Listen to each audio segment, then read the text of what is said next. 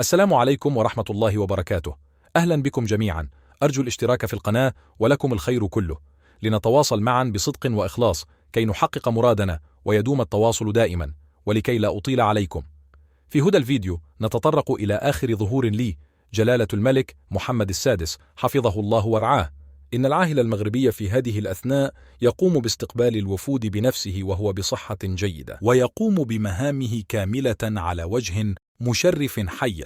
تمكن من إنزال عدة مشاريع وأفكار مهمة تعود على البلاد بالخير والرفاهية، ومن أهم المشاريع الكبيرة البنية التحتية لعدة مدن في المملكة، منها الطرقات وشبكة السكك الحديدية والفنادق والملاعب التي ستحتضن كأس العالم. وفي هذا الشهر الكريم شهر رمضان أتمنى أن يتقبل منا ومنكم سائر الأعمال، ويشفي كل مريض يا رب العالمين، ويرحم جميع موتى المسلمين يا رب العالمين، ويغفر لنا ذنوبنا أجمعين. تفصلنا أياما قليلة، ويبدأ جلالته عرض الدروس الحسنية من مسجد الحسن الثاني بمدينة الدار البيضاء الكبرى، تجسيدا وإكراما إهداف أهداف الشهر الكريم.